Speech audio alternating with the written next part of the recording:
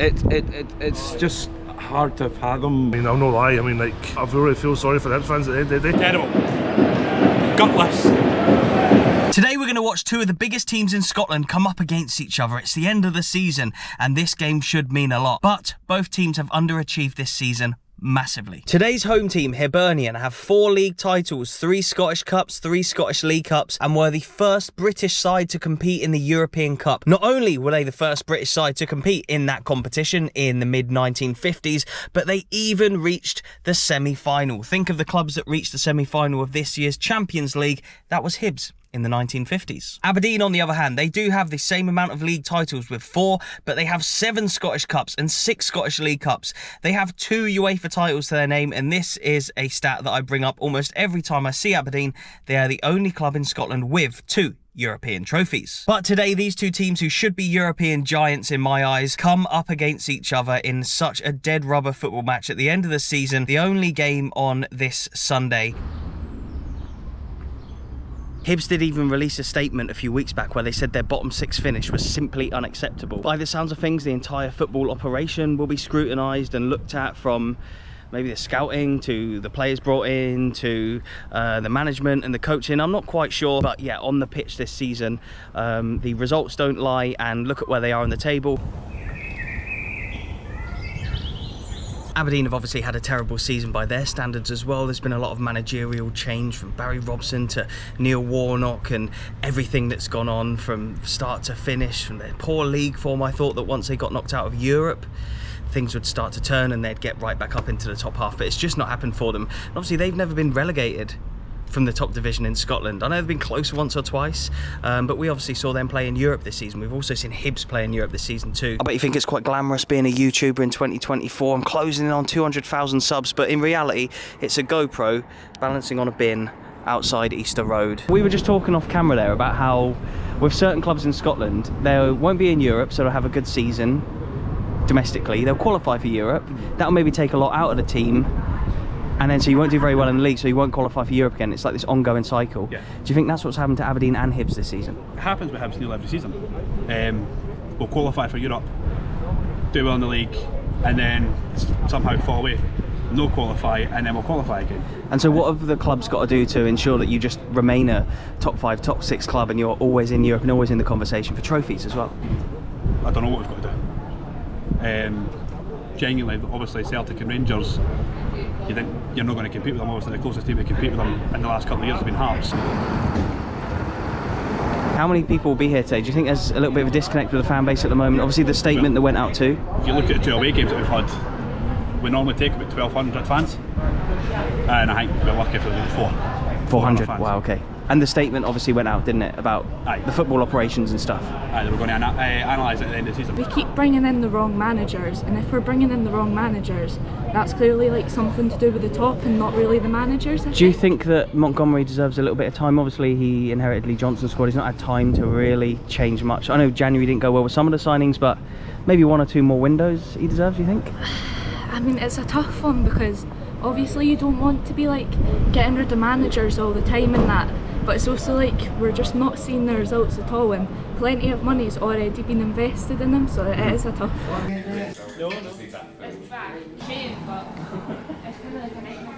I've obviously been to a lot of games here at Easter Road, and some of them have been packed out and amazing atmospheres, but I do wonder how many people will actually be here today, given how both clubs have got on this season, both from an away fan perspective and a home fan perspective. Will it even be half full? I'm not sure how it's going to look.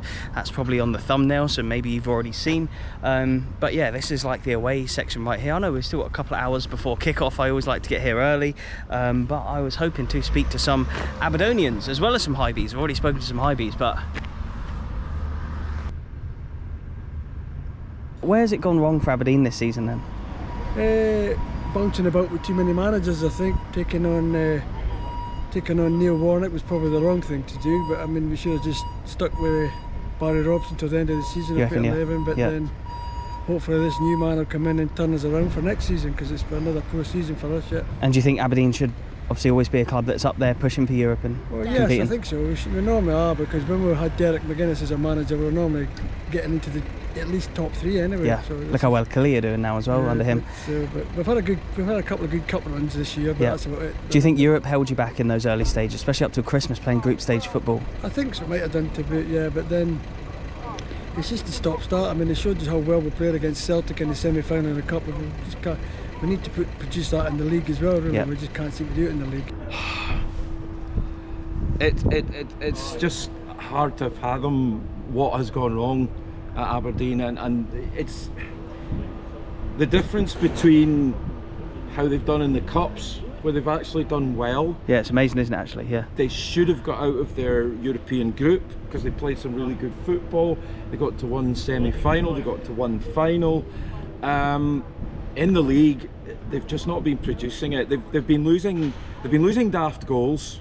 I think that's probably pretty central to it, and they've not been able to, you know, if Miovski isn't quite at it, there's too much reliance on him because there's nobody else really, I don't think, coming up with the goals.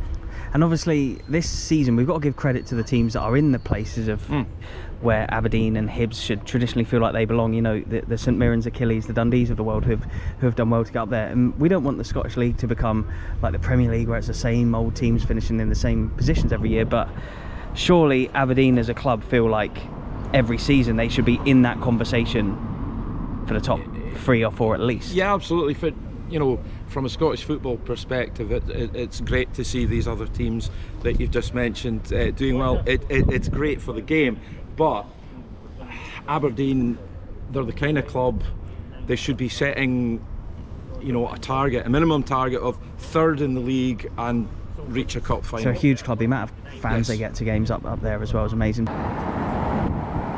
We've met at many Hibs games now. It's one of the final ones of the season, possibly the last one that I'll be to. How has the season been for you as a fan? It's been up and down. I mean, really, to be honest with you, I'll no lie. I mean, like, the things we played not too bad football, but I really feel sorry for the Hibs fans at the end of the day. And both sets of fans, Aberdeen as well. I've been saying to a lot of people around here today, should be a game where you're both going for top 3, top 4. Yeah, easy. A battle for whoever finishes higher at the very top. Yeah. Whereas today it's whoever finishes 7th or 8th. Exactly. I mean, you're spot on. I mean, like, VAR doesn't help at all when you've got like things that are not going against the club. Yeah, you've had a couple of VAR issues as well. VAR have came out and apologised to Hibs. And what about today then? Do you think there'll be many fans there, and yourself as a fan, do you get up for games like this? Is it a bit of a waiting for the season to finish? I mean, it's just a day where you can just get like a pride watching your team play some nice sunny day, a few goals hopefully, and enjoy yourself.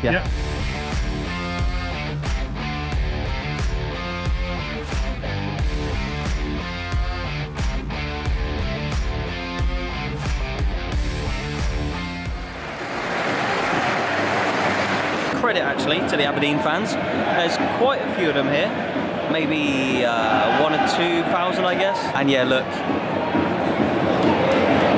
it was always going to be hard to obviously fill Easter Road for a day like today, but as you can see with how both teams are doing this season, this is probably a fair reflection. Early chance for Hibs. Hibs swing it in now. This could be an entertaining game without much to play for both sides. You'd hope they can both play without fear a little bit, but time will tell.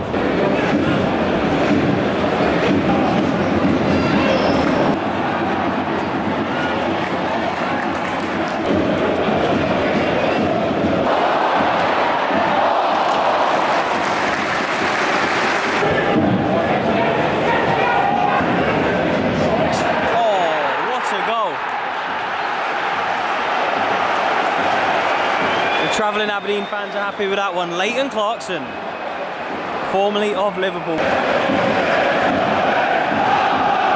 That goal puts Hibs 4th bottom, only above Ross County, St Johnstone and Livingston.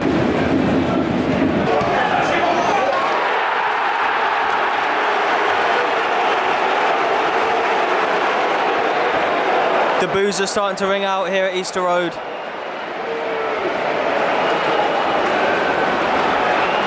Another cracking finish, to be fair. And it's Hibs 0, Aberdeen 2. Now, are those fans... I imagine one or two might be leaving in frustration, but maybe let's give them the benefit of the doubt. They're going to get their half-time pies. I feel like if one more goes in for Aberdeen, then we could see an exodus this early on. We're approaching half-time, and I always get very well looked after here at Hibs, so I'm about to show you the best part about a Hibs matchday experience, because a lot of the time I don't have a great record here, so it's not always the football, to be fair. Sorry, Hibs. I do want them to get back to former glories, obviously, but yeah, Hibs always a great club with me, so do make sure you subscribe to their YouTube channel. Whenever I come, I always link it in the description box below, so yeah, always well looked after. I'm going to show you why in a second. Subscribe to Hibs down below.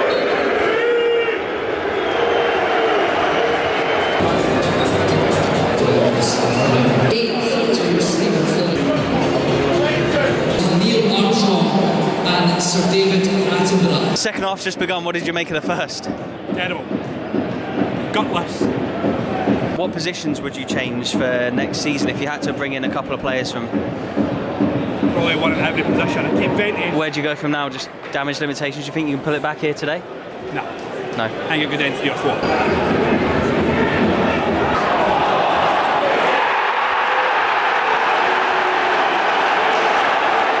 It's 3-0. Oh, you can't believe it. It's 3-0 to Aberdeen. Good finish from Majowski, to be fair. And an amazing ball that I didn't catch on camera from McGrath out to Hoylett. Nice bit of build-up. It seems so easy for them. And look at this, 51 minutes in.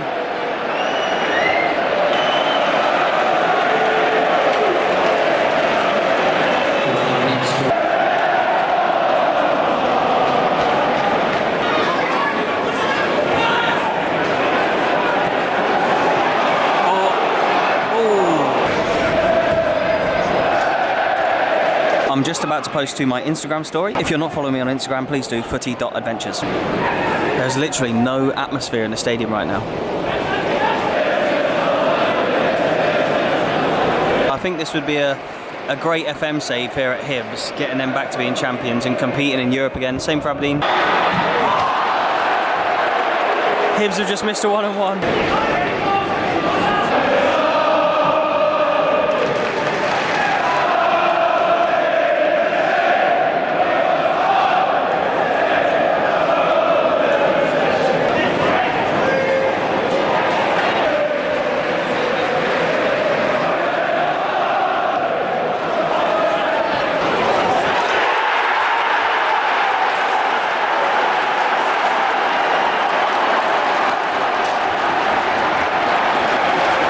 Hibernian 0, Aberdeen 4. These are two clubs that are both struggling this season, obviously.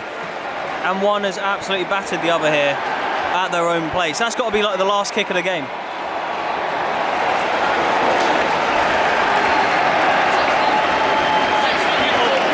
He's 16, who's just scored. One of the youngsters has scored. Yeah, Boyd.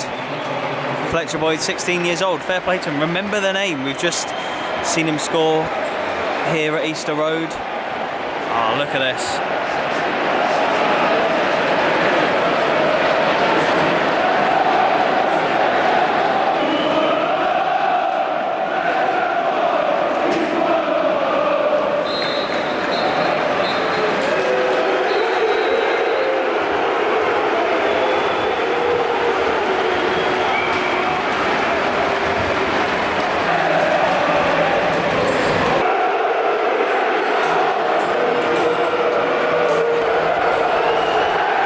The fans who have stayed behind are showing the Hibs team what they think of that performance. Look at the Aberdeen fans, they've had a great away day out in the capital.